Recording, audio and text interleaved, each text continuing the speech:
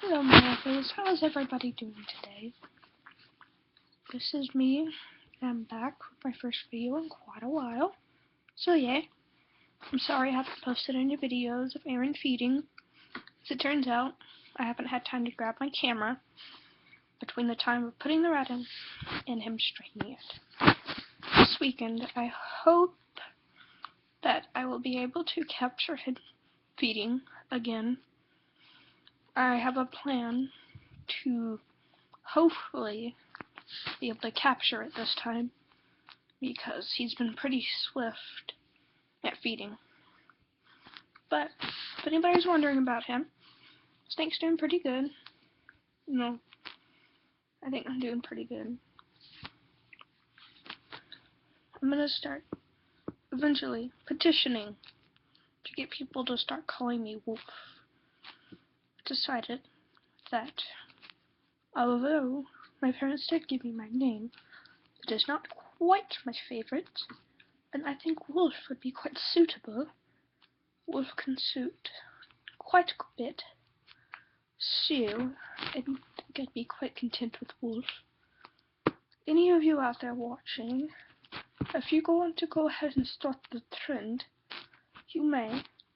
I know next year, when I get new teachers, I will definitely let them know. Let me see. Who else out there watches Pokemon? I know I'm quite random, but I think Pokemon theories quite interest me. You know, there's so much about Pokemon that's so bizarre. Like, they don't explain anything. And, you know, fans, of course, have to come up with something to explain it. And a lot of the stuff they say, it just fits in perfectly. And it's so interesting. Bizarre. I think maybe one of my favorite theories is that Entei, Suicune, and Raikou are revived Flareon, Jolteon, and Vaporeon, because during the Brass Tower, it got burned down, and Ho-Oh was said to revive 3 Pokemon that were in it, and that happened to be Raikou, Suicune, and Entei. Well, where'd they come from? Everybody thinks that maybe, just maybe, that they were actually the original evolutions, and through the revival, they were turned into legendaries. I don't know about you, but I find that quite interesting. There's also the one about Cubone and Kangaskhan. You've probably heard this by now. I mean, there's a million things out there that you could look up. But the thing with Cubone and Kangaskhan is that they think Cubone is just a baby Kangaskhan. Because in the Pokedex entries, it is consistently stated that Cubone's mask is actually the skull of its mother. That he's mourning its mother.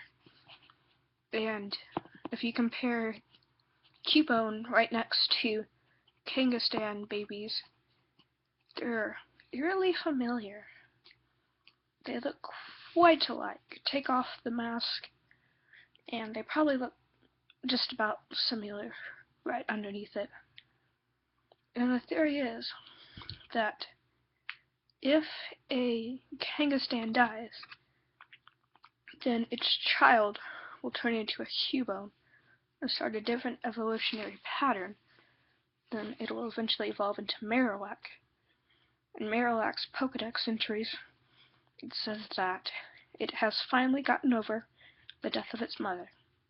So, it would make sense.